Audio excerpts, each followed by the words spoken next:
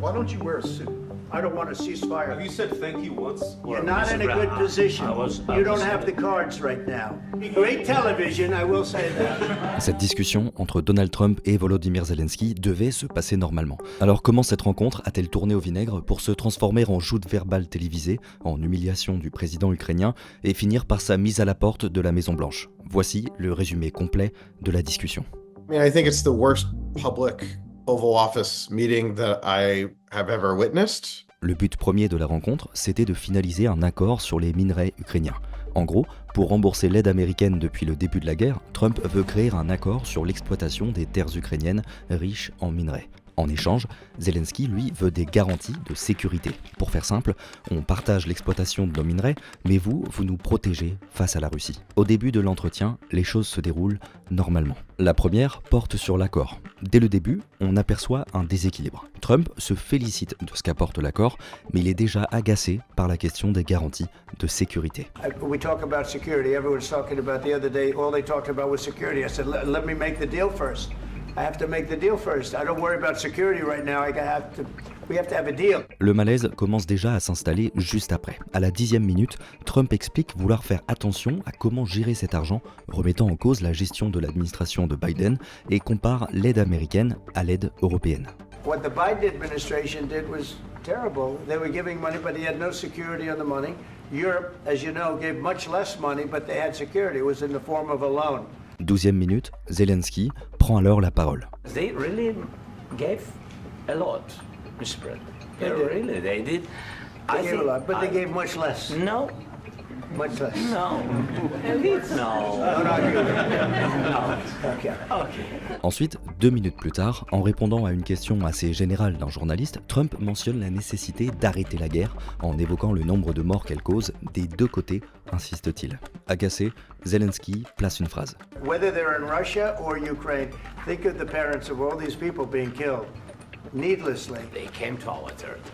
Trump finit sa phrase, ne répond pas et distribue la parole pour la suite. Au bout d'un peu plus de 17 minutes d'entretien, Donald Trump désigne un journaliste qui a 2 questions en coupant la chic au président ukrainien qui décide de se taire. Mr. President, I've got 2 questions for you. Ce journaliste, c'est Brian Glenn, le correspondant à la Maison-Blanche et présentateur de Real America's Voice, un média d'extrême droite américain. C'est un moment important de la rencontre, puisqu'il demande d'abord à Trump s'il espère laisser derrière lui le souvenir d'un faiseur de paix. Ce à quoi il répond ceci. I hope it will. I hope I'm going to be remembered as a peacemaker. This would be a great thing if we could do this. I'm doing this to save lives more than anything else.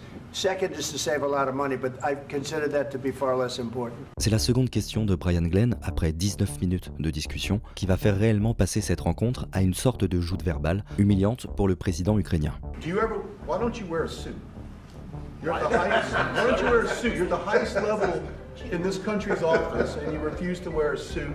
Just want to see if you do you own a suit? Yeah, problems. A lot of Americans have problems with you not respecting the dignity of this office. I will wear a costume after this war will finish. Okay.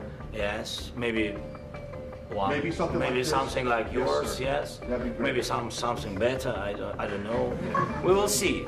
Maybe something cheaper. Juste après, un journaliste du média d'extrême droite One American News pose cette question à Donald Trump devant Zelensky. What gave you the moral courage and conviction to step forward and lead that? Well, I love this guy. No, I appreciate your question very much. I feel I have an obligation to try and do something to stop the death. C'est après cette réponse que la discussion s'envenime. Zelensky s'impatiente devant les rires et les blagues et il veut répondre sur les garanties de sécurité. I will answer on more serious question if I can. Yeah, so please, about security guarantees and about just ceasefire. We can't just speak about ceasefire and speak and speak. It will not work. Before my presidency, from the 2014, Putin broken 25 times. 25 times. But he never broke to me. He never broke to me. No, you were the president. That's why we will never accept just ceasefire. It will not work without security guarantees. 32 minutes après le début de l'entretien, un journaliste demande à Trump s'il compte se rendre en Ukraine, par exemple à Odessa, une ville où 160 000 habitants ont été privés de chauffage et d'électricité après une attaque russe, une semaine avant la rencontre. It was my question. I don't want to talk about Odessa now. let's not talk about Odessa. I want to talk about making a deal, getting peace. We don't have to talk about Odessa, but a lot of cities have been destroyed. A lot of cities that are not recognizable. There's not a building standing. No, no. And a lot of You have to come, Mr. President. You have to come and to look. No. We have very good cities. Yes, a lot of things have been destroyed, but mostly cities alive, and people work, and children go to school. Sometimes it's very difficult. Sometimes closer to front line, children have to go to underground schools or online. But we live. Ukraine is fighting, and Ukraine lives. This is very important. And maybe it's Putin is sharing this information that he destroyed us. Après avoir parlé de Zelensky presque comme d'un enfant insolent, difficile à gérer, Trump est immédiatement défendu par son vice-président, J.D. Vance. What makes America a good country is America engaging in diplomacy. That's what President Trump is doing. Can I ask you? Sure. Yeah? Yeah. Okay. Cette relance-là, ce « je peux vous poser une question » marque la fin après plus de 40 minutes d'une discussion jusque-là à peu près paisible. I signed with him, Macron and Merkel, we signed ceasefire. But after that, he broken this ceasefire. He killed our people and he didn't exchange prisoners. What kind of diplomacy, JD, you are speaking about? What do you mean? Mr. President, with respect, I think it's disrespectful for you to come into the Oval Office and try to litigate this in front of the American media. And do you think that it's respectful to come to the Oval Office of the United States of America and attack the administration that is trying to prevent the destruction of your country? Et au bout de 45 minutes d'entretien, Donald Trump perd patience. You're not in a good position. You don't have the cards right now. You're gambling with the lives of millions of people. You're gambling with World War III. You're gambling with World War III. And what you're doing is very disrespectful to the country, this country, that's backed you far more than a lot of people said they should have. Have you said thank you once this A lot entire of meeting? times. No, in this Even entire meeting, today. have you said thank Even you? Offer some words of appreciation for the United States of you're America speaking about? and the president who's trying to save your country.